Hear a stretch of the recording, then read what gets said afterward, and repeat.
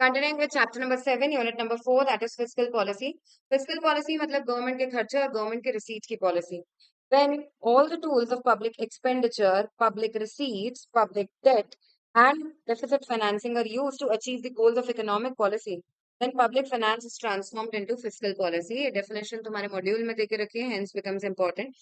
Objectives देके रखे हैं fiscal policy के. You wish to achieve full employment in the economy. जो लोग काम करना चाहते हैं उन्हें काम मिलना चाहिए. Second is to increase development and growth का process. Equitable distribution, rich and poor के बीच का gap कम हो पाए. फुल एम्प्लॉयमेंट की जगह यहाँ पे आना चाहिए प्राइस की स्टेबिलिटी। ठीक है, in terms of price stability achieve करना, इन्फ्लेशन कंट्रोल में लाना, that is fiscal policy is a very important tool for all these.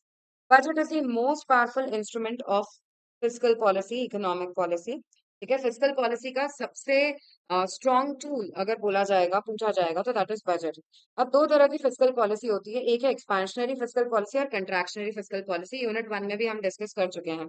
अगर हमारी इकोनॉमी में रिसेशन चल रहा है तो हमको बिल्कुल ऑपोजिट पॉलिसी फॉलो करनी पड़ेगी। रिसेशन में एग्रीगेट डिमांड कम हो जाती है, तो will follow an expansionary policy, जिसकी वजह से एग्रीगेट डिमांड क्या हो जाएगी, बढ़ना शुरू हो जाएगी। और अगर एक्सपेंशन चल रहा है इकोनॉमी में, एक्सपेंशन के time will follow which policy, will follow contractionary fiscal policy. हमारी इकोनॉमी की एग्रीगेट डिमांड बढ़ी रही है तो गवर्नमेंट चाहती है अब क्या हो जाए, कंट्रैक्शनरी पॉलिसी फॉलो करके वो डिमांड को कंट्रोल करना चाहती है। रिसेशन के फेज में गवर्नमेंट जनरली टैक्स घटा देगी। एक्सपेंशनरी पॉलिसी फॉलो कर रहे हो ना, you wish to increase aggregate demand in the economy, तो टैक्स घटा दिए जाएंगे और खर्चे बढ़ा दिए जाएंगे। It increases deficits in the economy. यार गवर्नमेंट के खर्चे बढ़ते जा रहे हैं तो बोरोइंग्स बढ़ रही हैं।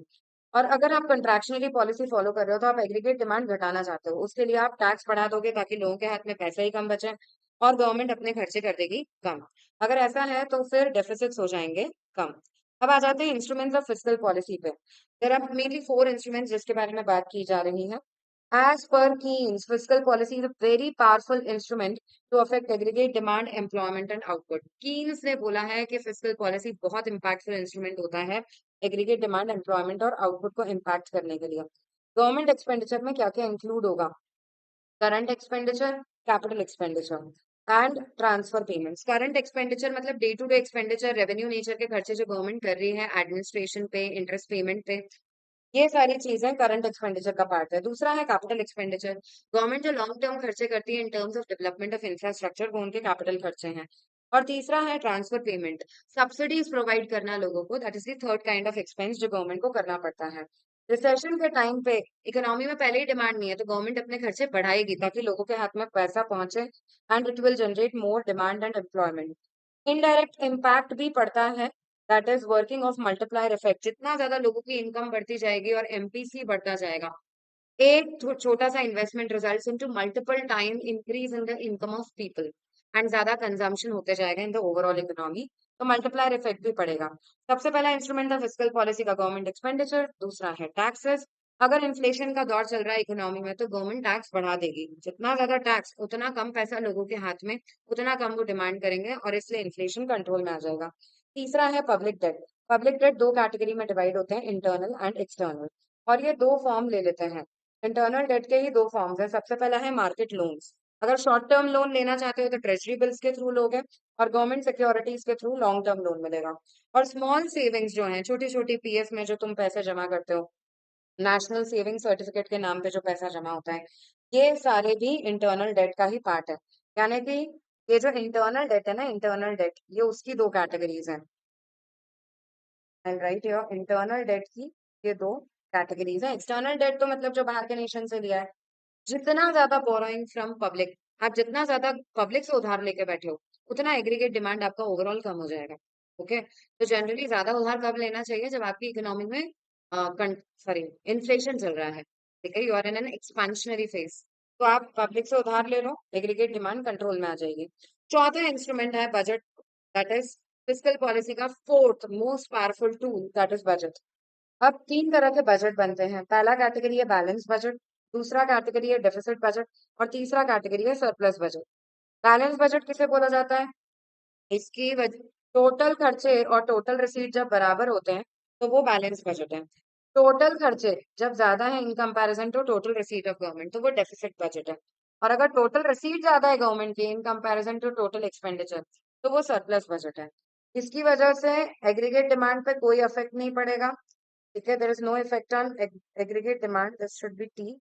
देन डेफिसिट बजट की वजह से गवर्नमेंट क्योंकि हम पे खर्चे ज्यादा कर रही है तो एग्रीगेट डिमांड पे पॉजिटिव इम्पैक्ट पड़ेगा, लेकिन नेशनल डेट बढ़ जाएगा, it will result into increase in national debt, debt भी बढ़ेगा, डिमांड भी बढ़ेगी। और अगर आप सरप्लस बजट बनाते हो तो नेगेटिव इम्पैक्ट पड़ेगा एग्रीगेट डिमांड पे, क्योंकि एग्रीगेट डिमांड ऐसी सिचुएशन में हो जाएगी कम, क्योंकि गवर्नमेंट तुमसे ले ज्यादा रही है, तुमको दे कम रही है। लेकिन हाँ, it will reduce the debt in the overall economy. किसी भी कंट्री का, नेशन का डेट कैसे निकाला जाता है? It is difference between the total past deficit and total past surplus.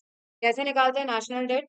It is the difference between total past deficit and total past surplus. Fiscal policy for long term economic growth. हाँ listen, एक question आ चुका है exam में, fiscal policy कैसी policy है? Answer would be fiscal policy is a demand side policy, ठीक है।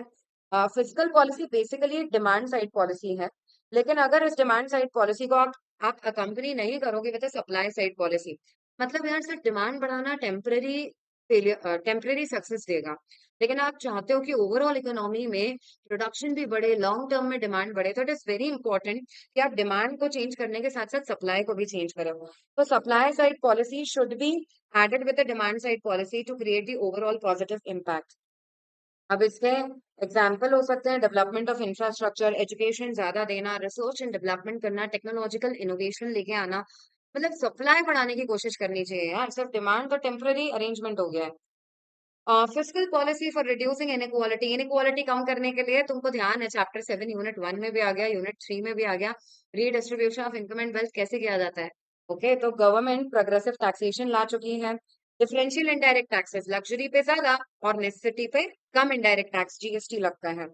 Then policy for public expenditure, poverty alleviation programs लेके आई है गवर्नमेंट ने, एसईजेड डिक्लेयर किए हैं, free medical and education facilities, infrastructure provision on selective basis, backward areas का infra develop करने के लिए government generally SEZ special economic zone declare करती है।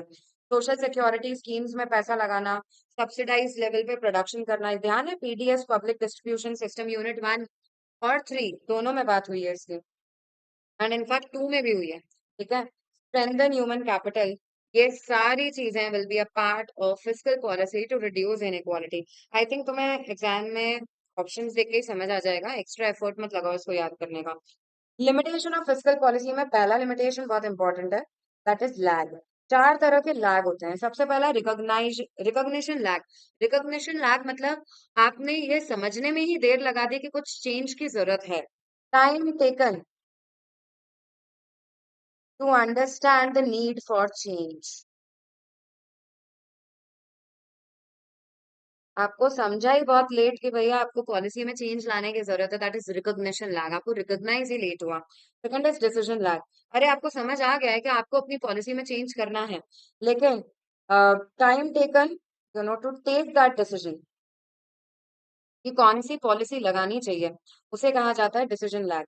इम्प्लीमेंटेशन लैग यानी time taken to implement the particular policy, कोई पॉलिसी को implement करने में जितना टाइम लग गया है उसे कहा जाता है इम्प्लीमेंटेशन लैग। और फाइनली इम्पैक्ट लैग क्या है?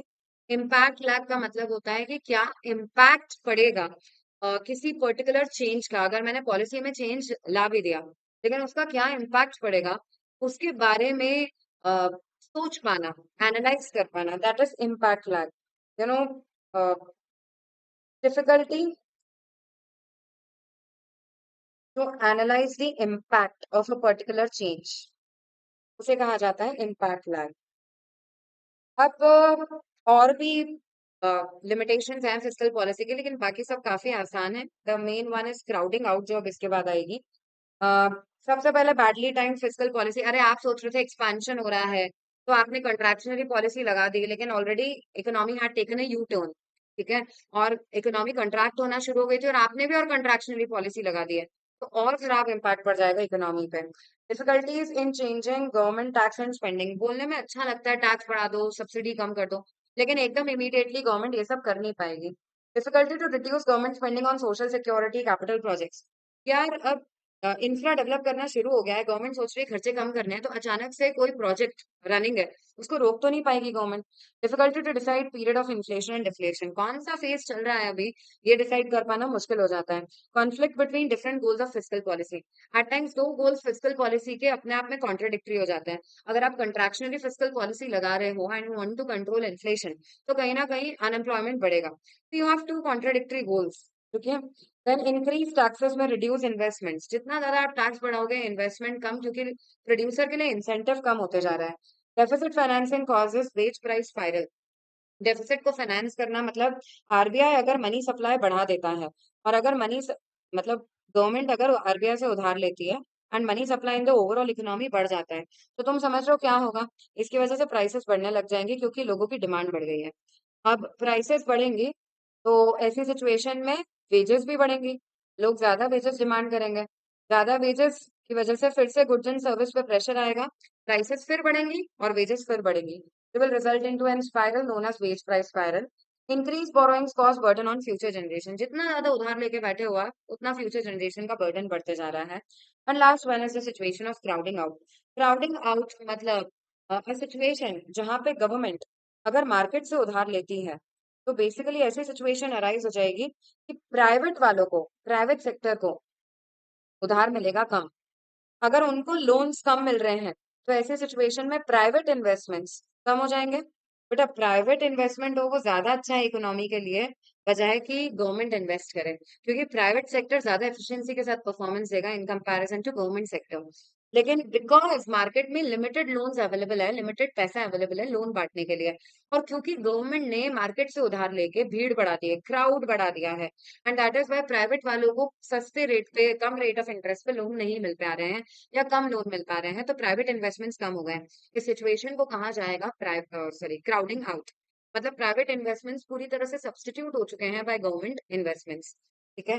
तो बहुत सारे इकोनॉमिस्ट इसके अगेंस्ट में है, लेकिन एक दो आर्गुमेंट्स इसके फेवर में भी देके रखे हैं कि जनरली अगर आपकी इकोनॉमी रिसेशन के दौर में है, तो गवर्नमेंट इन्वेस्टमेंट जरूरी होता ही है, कितना कम रेट ऑफ इंटरेस्ट हो भी, तो भी शायद प्राइवेट सेक्टर उधार लेके काम नहीं करेगा। These are the arguments in favor. Generally, crowding out is a situation जहां private investment पूरी तरह से substitute हो गए हैं with government investments. This is it with this particular unit and this particular chapter.